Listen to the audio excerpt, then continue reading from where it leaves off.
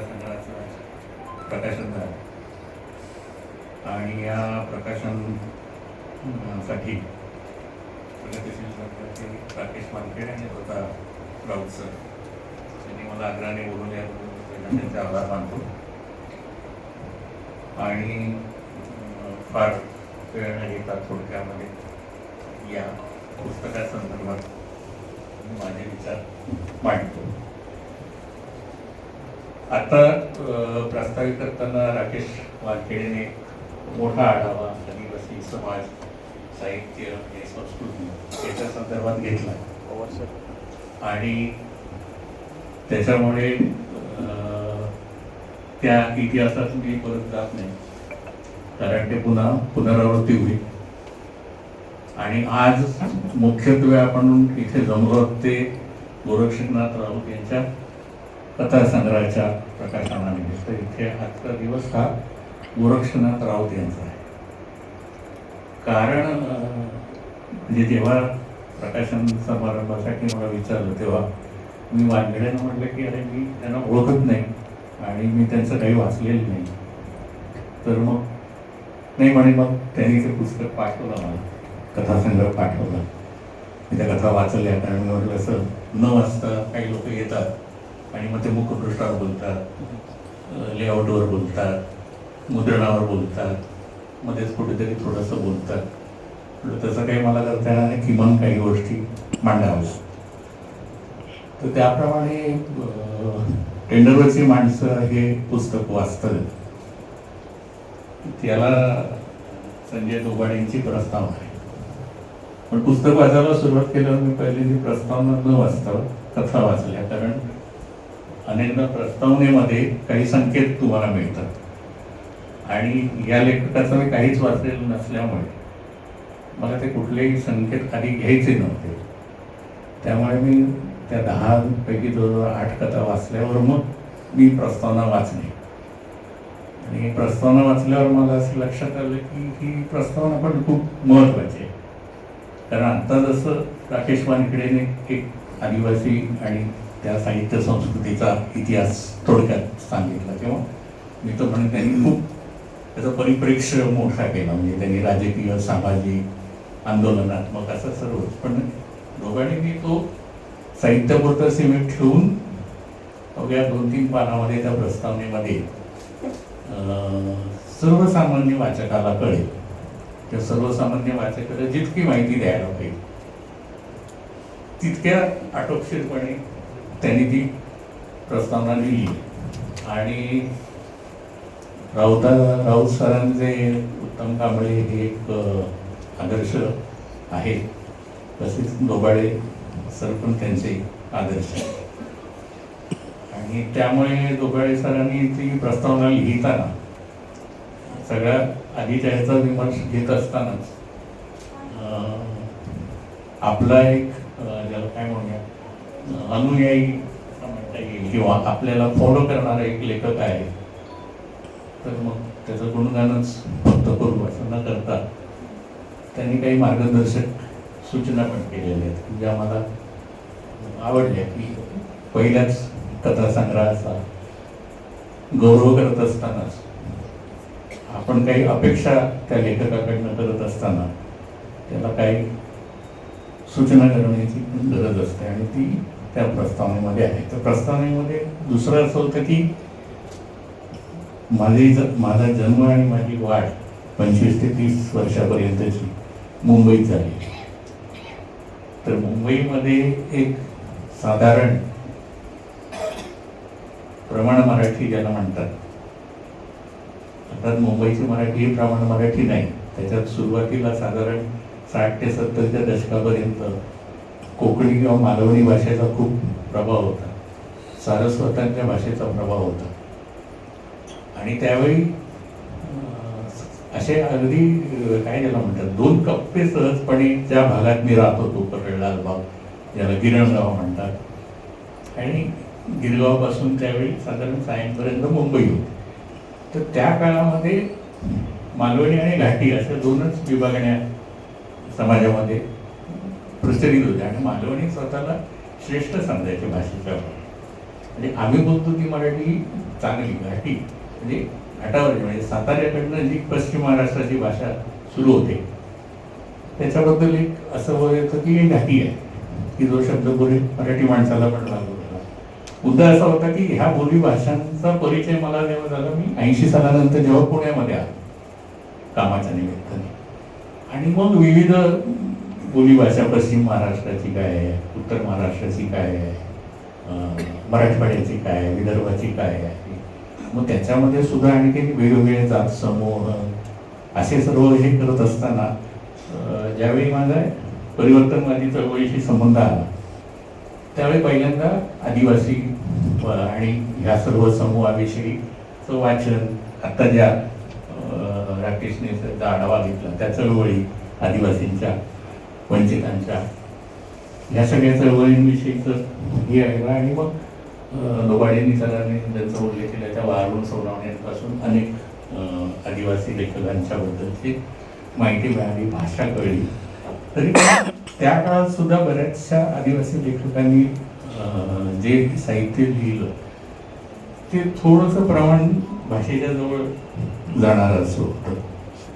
आणि पण ह्या संग्रहातल्या ज्या कथा आहेत त्या एका विशिष्ट आदिवासी भाषेतनं आहे, कोकणात नावाचा. म्हणजे मी जेव्हा ती वाचत होतो तेव्हा मी आपलं एक अंदाजाने असा एक अर्थ घेतो, कारण मला मी प्रस्तावना वाचली नसल्यामुळे ही नेमकी भाषा कुठली आहे, की कुठली बोली भाषा आहे हे कळत नव्हतं.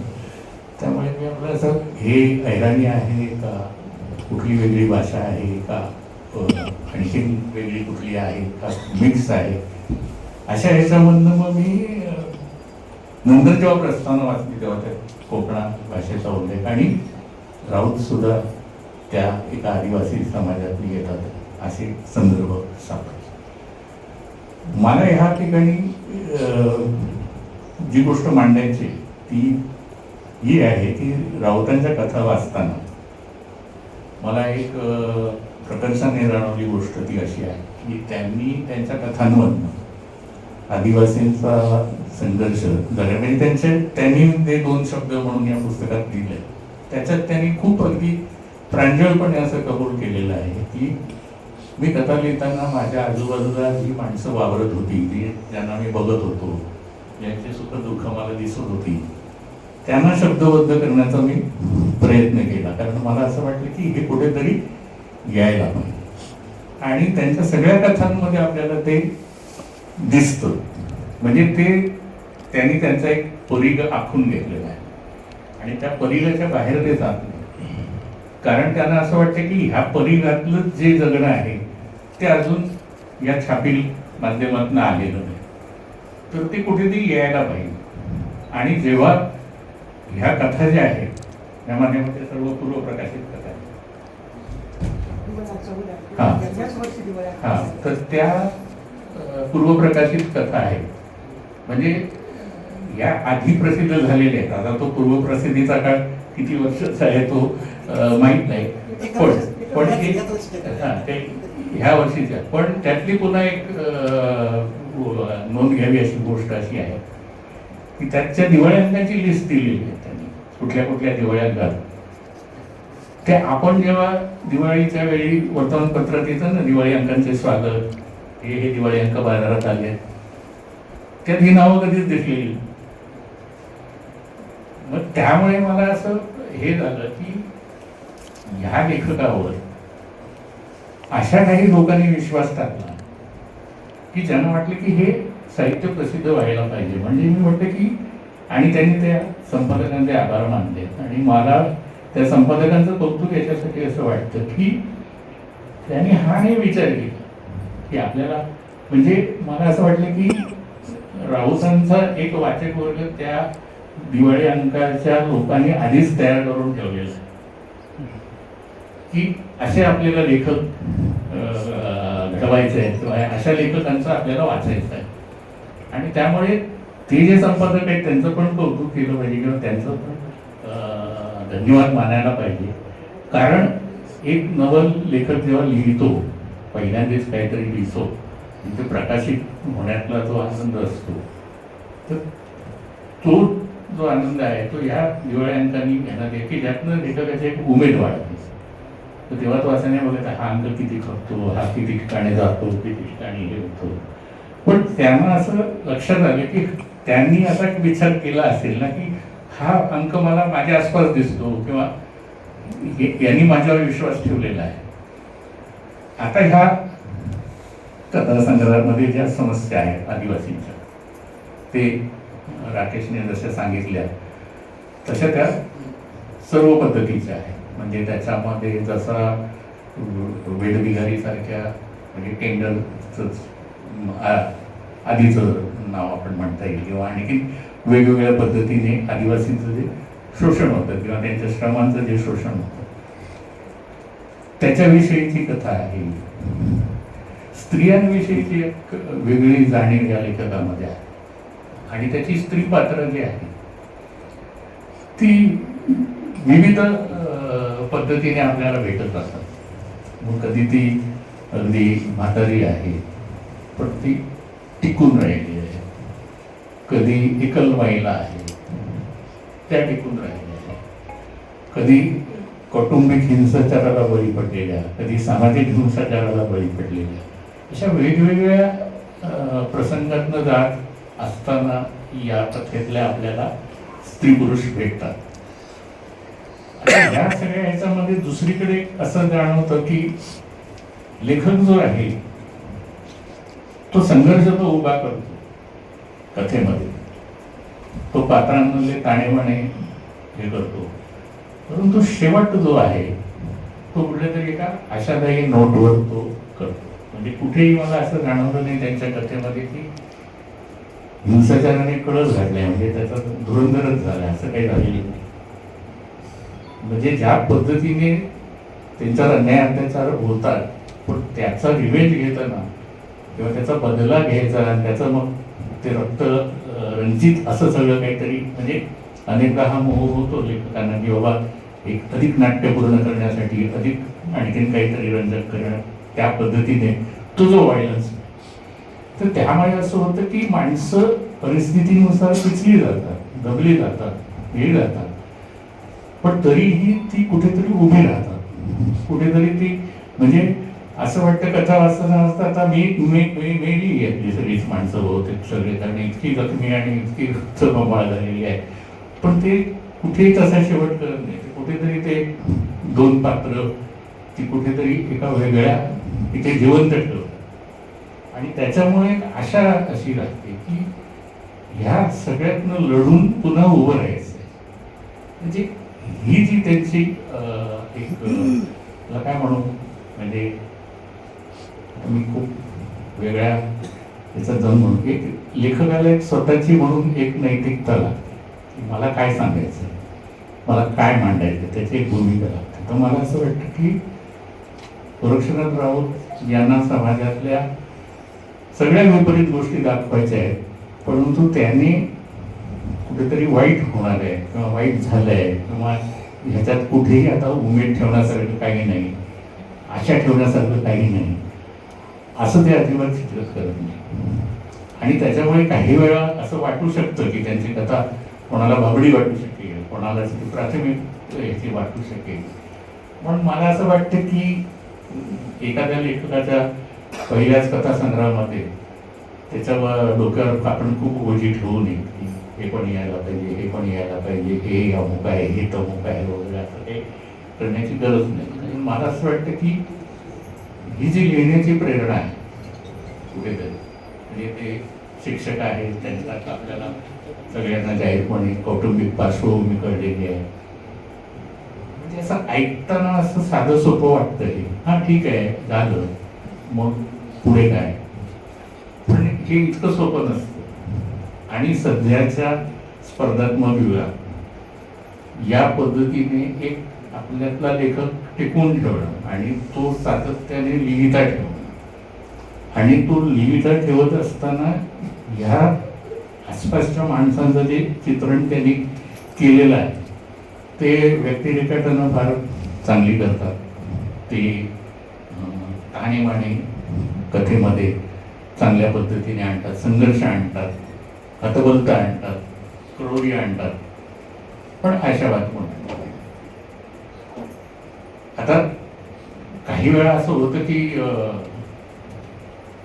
काही प्रतिमांच्या ते प्रेमात पडलेले आहेत, विशेषतः निसर्गाच्या संदर्भात. कारण ते आदिवासींचं हे जगणं सगळं निसर्गाच्या इतक्या जवळच असतं की त्यामुळे सूर्योदय असेल, सूर्यास्त असेल, अमावास्या असेल, पौर्णिमा असेल, झाडं असतील, वनं असतील, पक्षी असतील, प्राणी असतील, ह्यांच्याबद्दलचं किंवा एकूण त्या जगण्यातली जी एक आपल्याला ती पटकन तशी जाणवणार नाही, पण साधं की अंधारातनं काही कोस चालत जाणे, ह्या ज्या गोष्टी आहेत ना, त्या आपल्याला आता सगळं हां ठीक आहे मग काय असं वाटेल.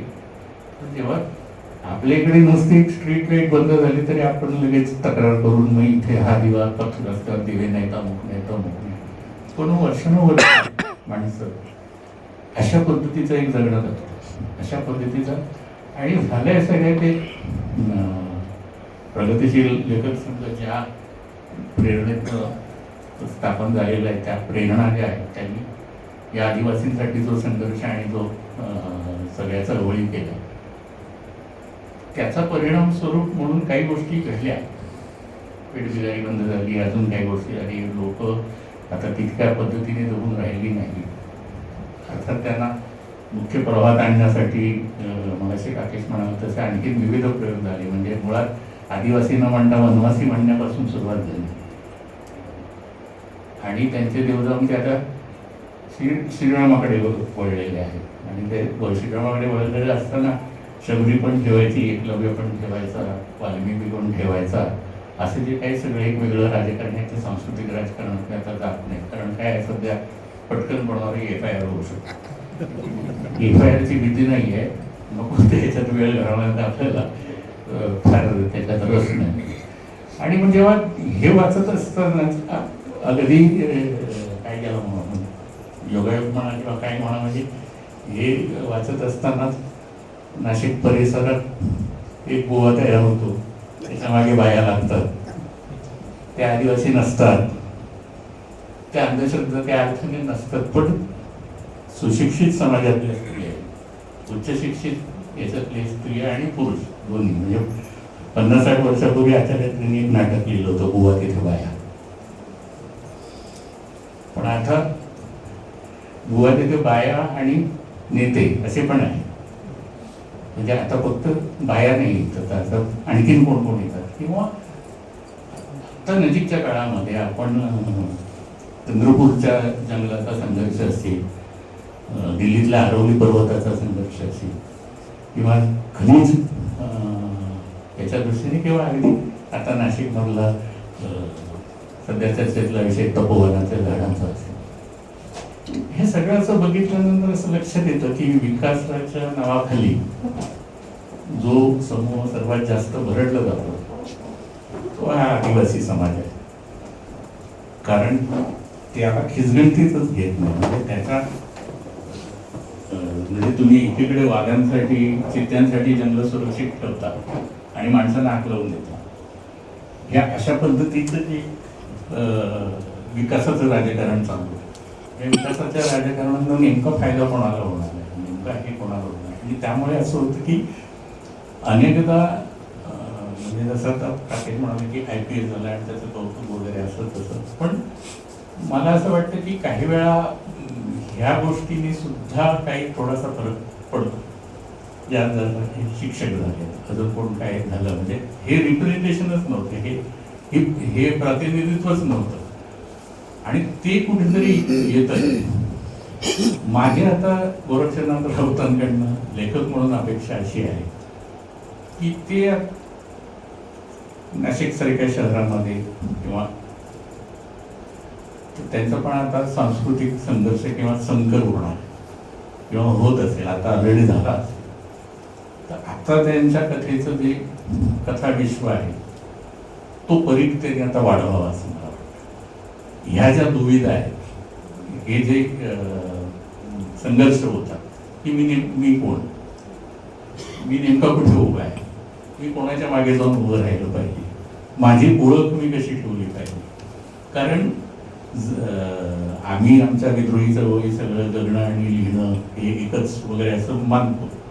पण आता जगण्याचे प्रश्न वेगळे, लिहिण्याचे प्रश्न वेगळे झाले, जगणं आणि लिहिण्याचे म्हणून प्रश्न वेगळे झाले. तसं खूप गुंतागुंतीचं आयुष्य.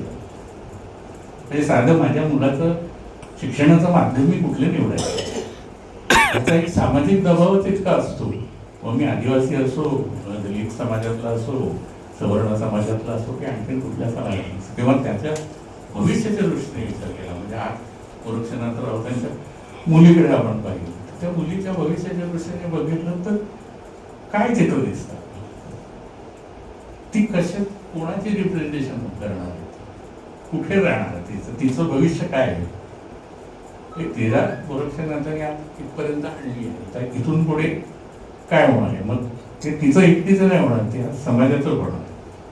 आणि हा समाज आज सगळ्याच एकंदर आपण त्याला काय म्हणतो, एका वेगळ्या प्रक्रियेच्या टप्प्यामध्ये आहोत की जिथे सगळी घुसळण चालू आहे. म्हणजे ह्याच कथेमध्ये एक डीजे नाही, पण याला काय म्हणतो आपण, ते म्युझिक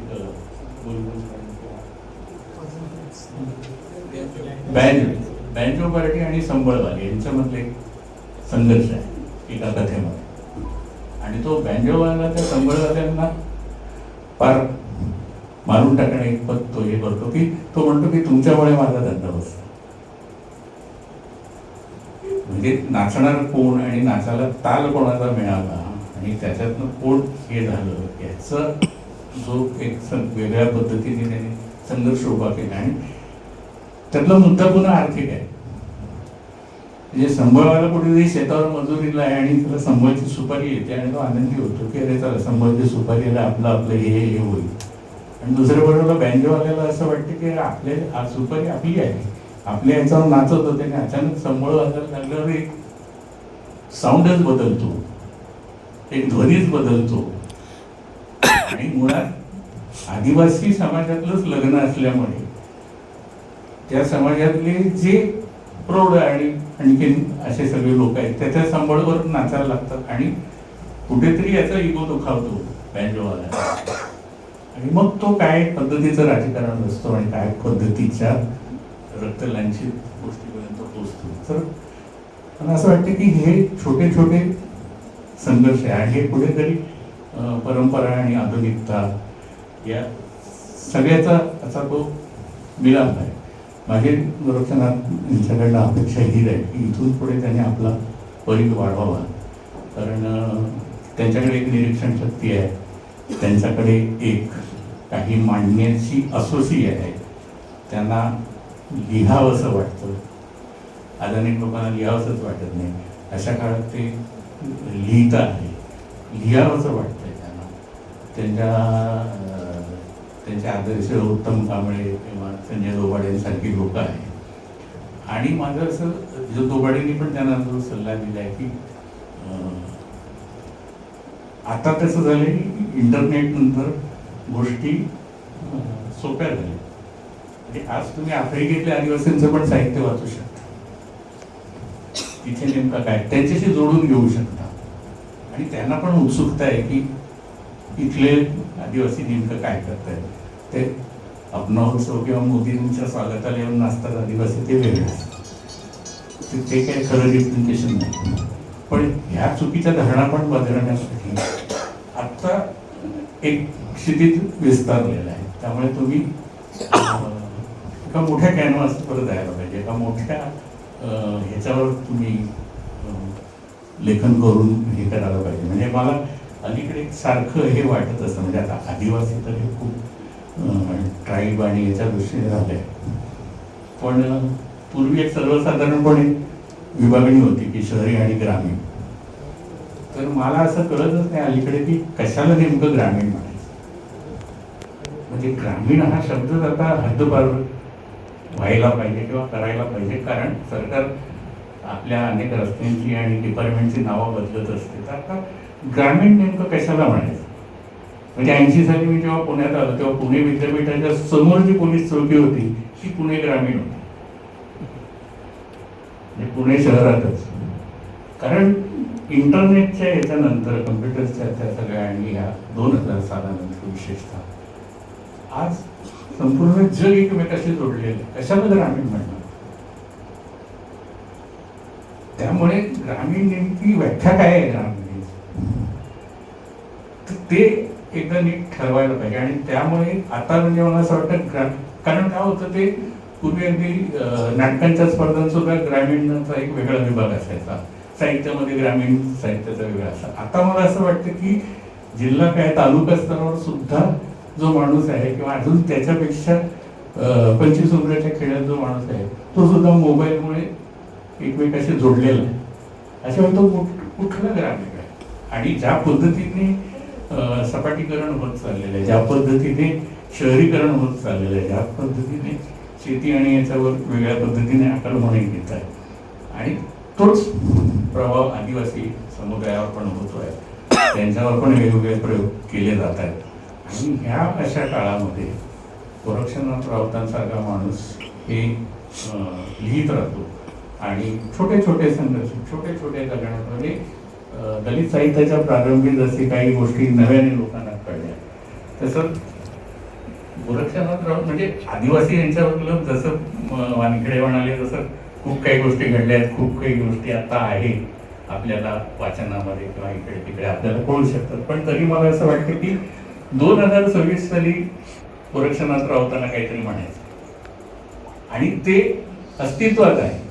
म्हणजे असं नाही की त्यांनी ते कल्पनेतनं लिहिले, ते अस्तित्वात आहे. मग त्यावेळी मला प्रश्न पडतो की अरे आपण इथे पुण्यात राहतो, मुंबईत राहतो आणि आपल्यापासून काही किलोमीटर अंतरावर ह्या गोष्टी घडत आहेत आणि ही माणसं काय आहेत, कुठे आहेत आणि काय नेमकं त्यांच्यासाठी पुढचं भविष्य काय? म्हणजे अशा वेळी दलित माध्यमात नका होईना किंवा कथेच्या माध्यमात नका होईना ह्या माणसांना जगासमोर आणण्याचं, ह्या महाराष्ट्रासमोर आणण्याचं, मराठी साहित्यामध्ये आणण्याचं काम राऊत करत आहे. त्यामुळे मी बाकी विशेष नव्हतं त्यांच्यावर फोकस ठेवून जास्त बोललो, कारण त्यांना आज पहिल्याच कथासंग्रहाच्या निमित्तानं शुभेच्छा देताना माझ्या त्यांच्याकडनं खूप अपेक्षा आहेत. आणि मला असं म्हणजे हे मी असं आज समारंभ आहे म्हणून बोलत नाही आहे, तर मला असं वाटतं की जेव्हा आज 2026 साली सुद्धा एका मोठ्या आपल्यातल्या समूहाला एक दुर्लक्षित असा घटक दिसतो किंवा कथेतनं समोर येतो, तेव्हा असं वाटतं की अजूनही दरी खूप आहे आणि ती दरी मिटवायला पाहिजे. आणि म्हणून मला असं वाटतं की लेखनाच्या माध्यमातून काय होईना आणि जसं वानखेडे म्हणाले की काय कथांचे त्यांनी टप्पे दिले पण ते छापील आहे.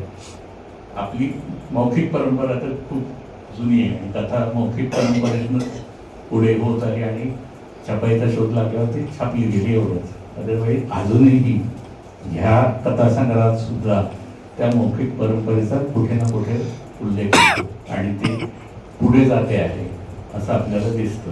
आणि मला असं वाटतं त्या परंपरेला धरून किंवा आता जे छापील याच्यातनं आलेलं असलं तरी हे आदिवासींचं जीवन राऊतांनी शब्दबद्ध केल्याबद्दल त्यांचं मी अभिनंदन करतो आणि त्यांच्याकडून खूप मोठ्या अपेक्षा करतो आणि थांबतो. धन्यवाद.